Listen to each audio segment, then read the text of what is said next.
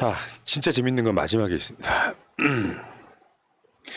재판하고 정진상 전 정무실장 최근에 이제 보석으로 석방됐잖아요. 이제 불구속 상태에서 재판하는 거예요. 난 이거는 어떻게 안 갖고 올 수가 없었다. 그러니까 정진상도 공무원이고 공무원이 돈을 어떤 대가를 통해서 이렇게 받는데 네가 만약에 정진상한테 뇌물을 줬으면 네가 받은 대가가 뭐냐 이렇게 그 대가성이라는 거잖아요. 그러니까 이제 드디어 우리 개그맨께서 지금 얘는 내가 봤을 때 저 개그 콘서트를 나가도 될 만한 정도예요. 그래요? 내가 정진상의 동생이 된 게 동생이라는 호칭, 어이 동생이라고 하는 호칭이 내가 얻은 대가다. 드디어 여기까지 온 거예요 이제. 그러니까 정진상한테 돈 주고 받은 대가가 동생이라고 불러줬다는 거예요. 대단하다 진짜. 그걸 증인석에서 입 밖에 낼 수 있다는 것 자체가 저는 대단한 것 같습니다. 그래서 소제목 보셨잖아요. 개그맨이라고 써놨잖아요. 저 보통 멘탈로는 하기 힘든 말일 텐데. 네, 이게 딱 터지니까 각 커뮤니티에서 동규야 여기서 삑사리를 내다니 이런 반응과 댓글들이 뭐라고 달리냐면 검찰은 유동규 하나로는 안 될 것 같다. 얘 거짓말 못하는 사람 아니냐. 그러니까 보니까 솔직히 말씀드리면요. 이 유동규를 임명한 이재명 대표를 욕하지 않을래 않을 수 없다. 왜냐면은 얘 보면 약간 돌대가리처럼 보여요. 머리를 쓰는 머리가 아니에요. 그러니까 정직한 사람이란 뜻이잖아요. 그러니까 이 나쁜 놈, 이 악한 사람이 거짓말을 하는 게 아니라 똑똑한 사람이 거짓말을 하는 거예요. 그러니까 유동규는 거짓말할 능력이 안 된다는 거죠. 그러니까 여기에서 뇌물 준 대가 뭘 받았다, 뭘 했다 이런 게 나오는 게 아니라 동생이라는 친구라는 데서 빵 터졌다는 거 아니에요? 그러니까 예리한 질문이었던 거예요. 그러면 네가 받은 대가가 뭐냐? 와, 우리 진상이 형의 동생이 된 거야. 이거 법정에서 이런 이야기가 나와. 그럼 호적에 올려줬대요? 뭐 어떻게 동생으로 인정해줬다는 겁니까? 근데 그것도 거짓말이었어요. 윤석열이가 대선 때 한 말입니다. 김만배, 정진상, 김용, 유동규가 모여서 도원결의 의형제를 맺었다고 직접 이야기해요. 대장동 사건에 대해서. 본인이 너무 확실하게 확정적으로 이야기하는데. 저것도 이제 뭐 입만 열면 거짓말이기도 한데 사실 김만배는 윤석열한테 한 말이 있죠.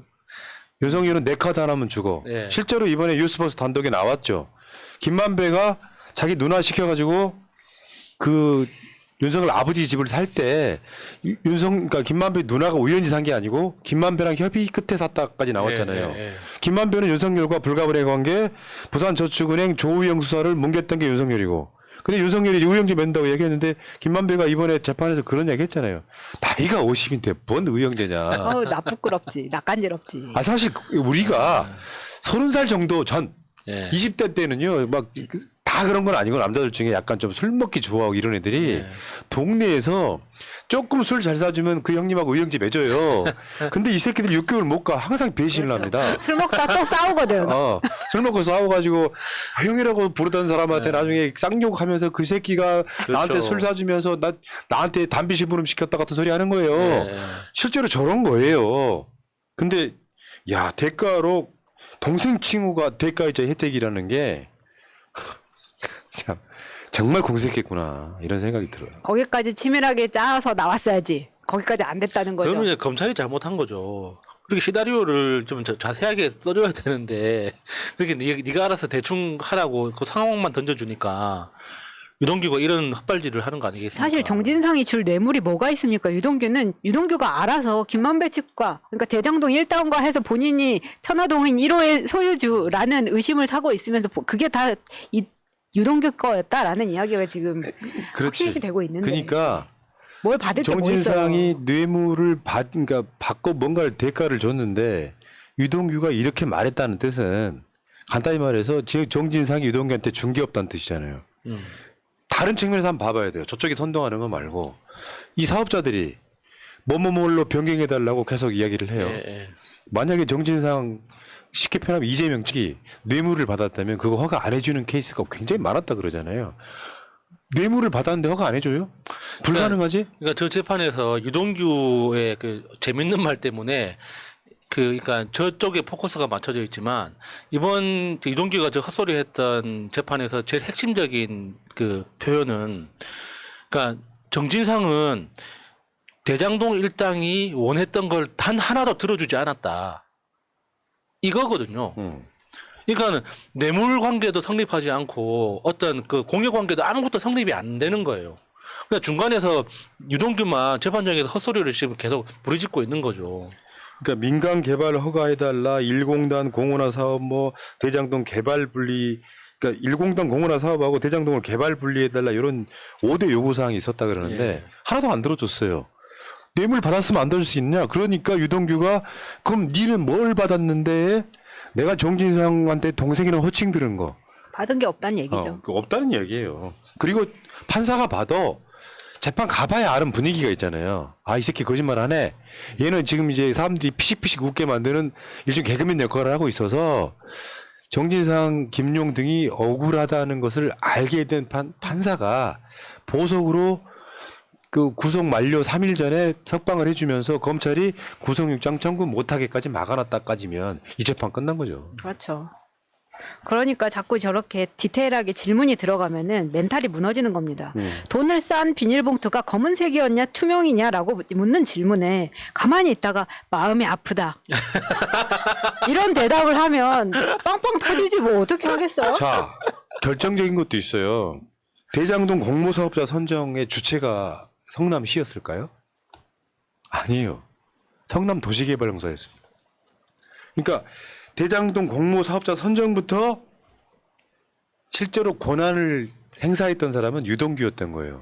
그러니까 우리가 대장동 재판 이야기할 때 유동규가 공무원으로서 뇌물받은 사건이다. 그래서 유동규가 감옥살이를 하고 구속돼 있었는데 이 돈은 내가 이재명 측한테 준 거야. 그러면 네가 이재명한테 직접 준 거야? 아니야. 김용이나 정진상한테 준 거야. 그래서 이재명 측으로 퉁치면서 유동규가 석방됐잖아요. 근데 그 대장동 사업자들하고 직접, 그러니까 우리는 한 몸으로 보지만 유동규는 사실상 이재명의 대리인이었다고. 굳이 말하자면. 근데 이재명 그러니까 성남시장에 대한 오해가 있는 거예요. 성남시는요, 대장동 개발도 개발이지만 성남시장일 때 이재명 성남시장은 이 역점 사업들이 대장동이 아니었어요. 그 중에 하나 있을 뿐이겠지만 그 유명한 우리가 인기 있던 사업들 엄청 많잖아요. 무상교복? 네, 무상산후조리원?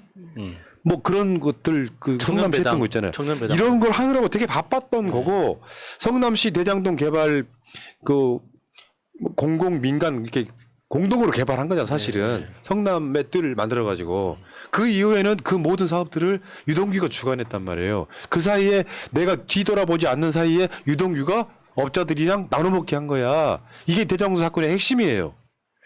그러니까 네가 정진상 또는 이재명 측한테 받은 게 뭔데? 그러니까 쉽게 표현하면 진상이 형이 나를 동생으로 불러줬어. 물론 여기에 논리가 있을 수는 있어요. 그만큼 가까운 사이가 됐기 때문이라고 이야기하는데 법정에서 할 말은 아닌 거죠. 아, 성남의료원도 있었고요. 그런 참. 주빌리 은행 뭐 이런. 그래서 지금 그 갔다고 하는 돈 중에 드러난 사건이 하나 있잖아요. 지가 전달했다라고 하는 돈 중에 일부를 슈킹해가지고 포르쉐 샀던 사건.